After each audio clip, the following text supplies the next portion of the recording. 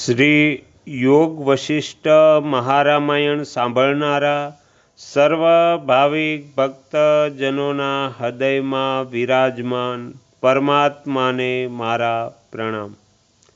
શ્રી યોગ વશિષ્ઠ મહારામાયણના અત્યાર સુધીમાં આપણે 29 ભાગ સાંભળ્યા। આજે આપણે 30મો ભાગ સાંભળીશું। હરિ ઓમ। શ્રી વશિષ્ઠજી કહે છે, હે શ્રી રામ, જણાવો તો ખરા, આ સંસારમાં જે શૂરવીર, પરાક્રમી, બુદ્ધિમાન અને પંડિત છે તે કયા દૈવ્યની પ્રતીક્ષા કરે છે? આ મહામુનિ વિશ્વામિત્રજીએ દૈવને દૂરથી ત્યાગીને પુરુષાર્થ દ્વારા જ બ્રાહ્મણ તત્વ પ્રાપ્ત કર્યું છે, બીજું કોઈ સાધનથી નહીં। મેં તથા બીજા પુરુષોએ જેવો અત્યારે મુનિની પદવીને પ્રાપ્ત છે, ચિરકાળ સુધી કરેલા પુરુષાર્થથી જ આકાશમાં વિચરણ કરવાની શક્તિ પ્રાપ્ત કરી છે। હિરણ્યકશ્યપુ દાનવ રાજાએ પુરુષોચિત પરિશ્રમથી દેવતાઓને દૂર ભગાડીને ત્રિલોકનું સામ્રાજ્ય પ્રાપ્ત કર્યું હતું।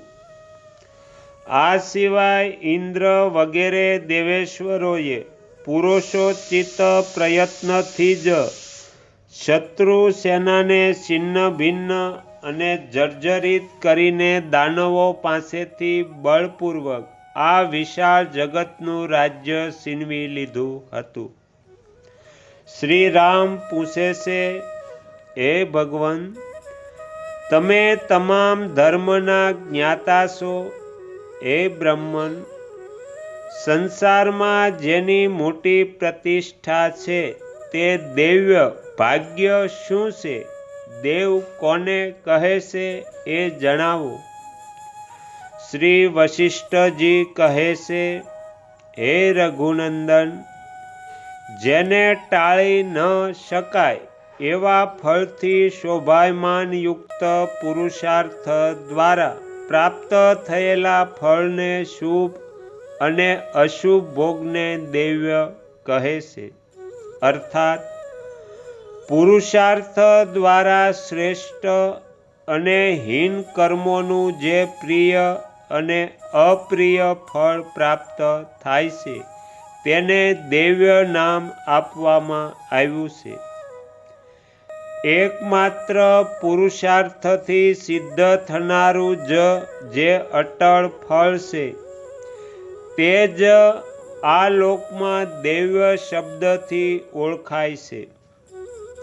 સિદ્ધ પુરુષાર્થના શુભ અને અશુભ ફળનો ઉદય થતાં જે એમ કહેવાય છે કે આ પ્રમાણે જ મળવાનું હતું, આ જ થવાનું હતું, આને જ દૈવ્ય કહે છે।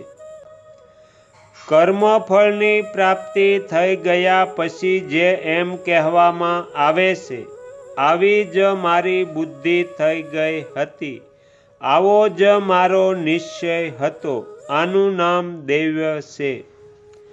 ઇષ્ટ અને અનિષ્ટ ફળ પ્રાપ્ત થતાં જે આશ્વાસન માત્ર માટે એવું કહેવાય છે કે મારું પૂર્વજન્મનું કર્મ જ આવું હતું, આવી ભાવના વ્યક્ત કરતી વાણીને જ દૈવ્ય કહેવામાં આવે છે।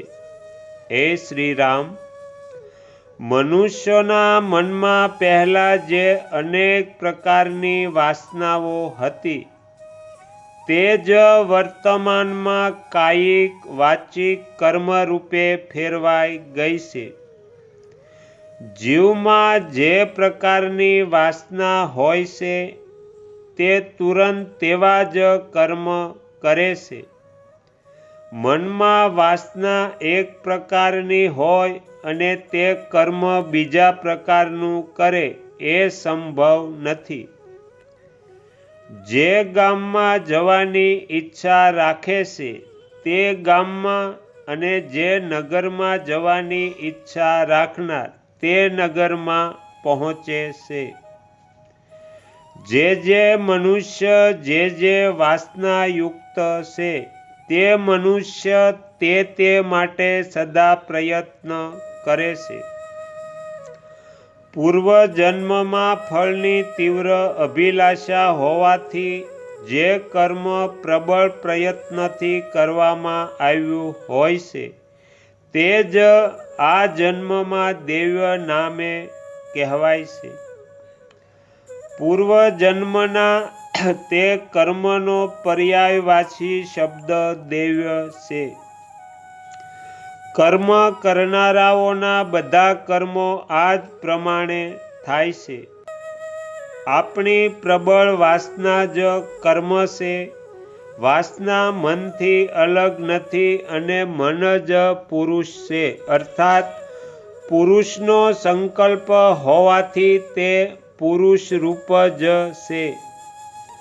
મન વગેરે ભાવને પ્રાપ્ત થયેલો આ પ્રાણી પોતાના હિત માટે જે પ્રયત્ન કરે છે દૈવ્ય નામે પ્રસિદ્ધ પોતાના તે કર્મથી જ તે તદ અનુસાર ફળ પ્રાપ્ત કરે છે. હે શ્રી રામ, મન, ચિત્ત, વાસના, કર્મ, દેવ અને નિશ્ચય આ બધા મુશ્કેલીથી સમજાય એવા મનના જ નામ છે એવું સત્ય પુરુષોનું કથન છે.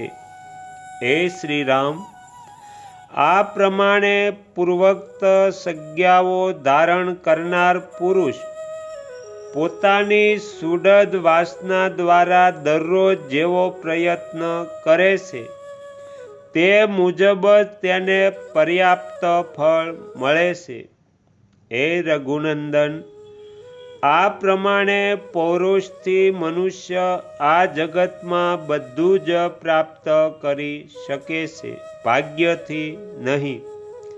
તેથી તે પુરુષાર્થ તમારા માટે શુભ ફળ આપનાર બનો. તમે પોતાના પ્રયત્નથી પ્રાપ્ત પરમ પુરુષાર્થ દ્વારા શાશ્વત પરમ કલ્યાણને પ્રાપ્ત થશો, અન્યથા નહીં. શ્રુતિમાં જે ચૈતન્ય માત્ર સ્વરૂપ પ્રાજ્ઞ બુદ્ધિમાન પુરુષ કહ્યો છે તે તમે જ છો. જડ શરીર નથી. તમે સ્વયં પ્રકાશ સ્વરૂપ ચેતન છો. અન્ય ચેતનથી પ્રકાશિત થવાની યોગ્યતા તમારામાં ક્યાં છે?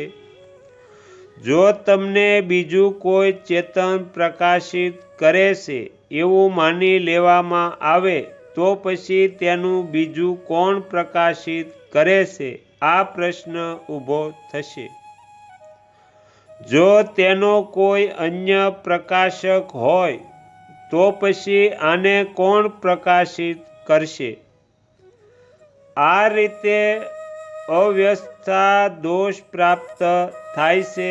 તેથી મનુષ્યએ શુભ અને અશુભ માર્ગે વહી રહેલી વાસનાઓ રૂપી નદીને પુરુષોચિત પ્રયત્ન દ્વારા અશુભ માર્ગથી હટાવીને શુભ માર્ગમાં વાળવી જોઈએ. મનુષ્યનું મન બાળક જેવું ચંચળ હોય છે. તેને અશુભ માર્ગ પાપથી હટાવી લેવામાં આવે તો શુભ માર્ગ પુણ્યમાં જાય છે અને જો શુભ માર્ગથી હટાવી દેવામાં આવે તો અશુભ માર્ગમાં જાય છે. તેથી તેને બળપૂર્વક પાપ માર્ગથી હટાવીને પુણ્ય માર્ગમાં લગાવવું જોઈએ. તેથી મનુષ્યના માટે યોગ્ય છે કે તે પૂર્વોક્ત ક્રમથી ચિત્તરૂપી બાળકને તુરત જ સમતારૂપી સાંત્વના આપીને પુરુષોચિત પ્રયત્ન દ્વારા ધીરે ધીરે આત્મ સ્વરૂપમાં જોડી દે. હઠપૂર્વક એકદમ તેનો નિરોધ ન કરે. આ જ તેનું લાલન પાલન છે. સંસારમાં મનુષ્ય જે વિષયનો અભ્યાસ કરે છે તેમાં જ તન્મય થઈ જાય છે, એમાં શંકા નથી. આવું બાળકોથી લઈને મોટા મોટા વિદ્વાનોમાં પણ જોવા મળે છે. તેથી હે શ્રી રામ, તમે પરમ કલ્યાણની પ્રાપ્તિ માટે ઉત્તમ પુરુષાર્થનો આશ્રય લઈને પાંચે ઇન્દ્રિયોને વશ કરીને અહીં શુભ વાસનાયુક્ત થઈ જાઓ. તમે શ્રેષ્ઠતમ પુરુષ દ્વારા સેવિત અને અત્યંત સુંદર શુભ વાસનાનું અનુસરણ કરીને સુંદર ભાવયુક્ત બુદ્ધિથી પરમ પુરુષાર્થ દ્વારા સદા શોકરહિત પદને પ્રાપ્ત કરો. ત્યારબાદ તે શુભ વાસનાનો પણ ત્યાગ કરીને પરબ્રહ્મ પરમાત્મામાં સારી રીતે સ્થિત થઈ જાઓ.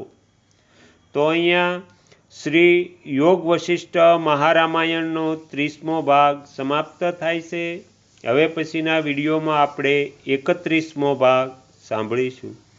તમે તમારો કિંમતી સમય આપી એકાગ્ર ચિત્તે પ્રસન્નતાપૂર્વક શ્રી યોગ વશિષ્ઠ મહારામાયણ સાંભળી એ બદલ હું આપ સૌનો ખૂબ ખૂબ આભાર વ્યક્ત કરું છું અને આશા પણ રાખું છું તમને સાંભળવી ગમી હશે. જો ગમી હોય તો બીજા 5 લોકોને પણ સંભળાવજો. શ્રી સદ્ગુરુ દેવની જય. આગળના વિડીયો જોવા માટે આ ચેનલને સબસ્ક્રાઈબ કરો અને જો આ વિડીયો પસંદ આવ્યો હોય તો લાઈક કરો.